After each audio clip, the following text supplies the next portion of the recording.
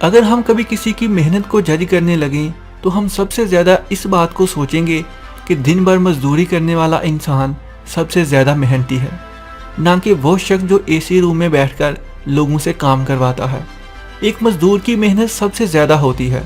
اگر ہم یہ سوچیں سب سے زیادہ کامیاب کون ہوتا ہے تو تب ہم ایک کمپنی کے مالک کو ہی کامیاب انسان بولیں گے۔ کیا کبھی یہ سوچا ہے کہ کمپنیوں کے مالکوں کو دن بھر کام سے ڈبل حاصل کیوں ہوتا ہے، جو کہ ایک مزدور کو دن بھر کے کام کے بعد بھی وصول نہیں ہوتا ہے؟ میں آپ کو ایک چھوٹی سی کہانی سے سمجھانے کی کوشش کرتا ہوں، اس کو دھیان سے سنیے گا۔ ایک دفعہ کی بات ہے کہ ایک مزدور دن بھر ایک پہاڑ سے پتھر توڑتا اور ان کو لے جا کر بازار میں بیچتا۔ اس کی دن بھر کی محنت سے گھر بھی نہیں چل سکتا تھا۔ ایک دن اس کی نظر ایک سونار کی دکان پر پڑی۔ اس نے دیکھا کہ سونار کے پاس بہت چمکدار پتھر ہے جو قیمتی زیوروں پر لگے ہوئے ہیں، اور یہ وہی پتھر تھے جو وہ پہاڑوں سے توڑ کر لے کر آتا تھا۔ سونار ان کو زیورات پر لگا کر بہت زیادہ قیمت وصول کر رہا تھا۔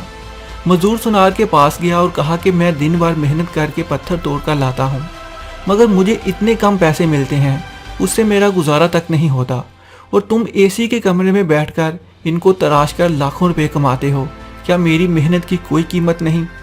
سونار نے اسے بتایا کہ کسی چیز کی قیمت اس کو حاصل کرنے سے نہیں بلکہ اس کو خوبصورت بنانے سے وصول ہوتی ہے۔ جو پتھر تم لاتے ہو اس کی قیمت لوگوں کی نظروں میں کچھ بھی نہیں، بلکہ اس پتھر کو خوبصورت بنانے سے لوگوں کی نظر میں اس کی قیمت بڑھ جاتی ہے۔ انسان بھی ایسا ہی ہے، اس کی بھی کوئی قیمت نہیں۔ اگر دن بھر بیکار پھر کے اپنا وقت ضائع کرتا ہے تو لوگوں کی نظروں میں اس کی کوئی قیمت نہیں ہے۔ بہتر ہے کہ اپنی قیمت بڑھاؤ، اپنے آپ کو خوبصورت بناؤ۔ چیزوں کا مول اس کی ضرورت اور خوبصورتی سے ہے۔ محنت اور ضرورت تمہاری محرومیوں کو ختم کرنے کی سب سے بڑی دوائی ہے۔ اگر محنت کرتے ہو اس محنت کا استعمال نہیں جانتے تو تمہاری محنت بھی اسی مزدور کی طرح ہے جو دن بھر محنت کرتا ہے اور اپنی ضرورت پوری نہیں کر سکتا۔ بغیر سوچے سمجھے کوئی کام کامیابی نہیں دیتا۔ کام وہی کرو جس سے مکمل فائدہ اٹھانے کا ہنر جانتے ہو۔ جو فائدہ نہیں اٹھا سکتے دنیا میں اس سے بیکار انسان کوئی نہیں۔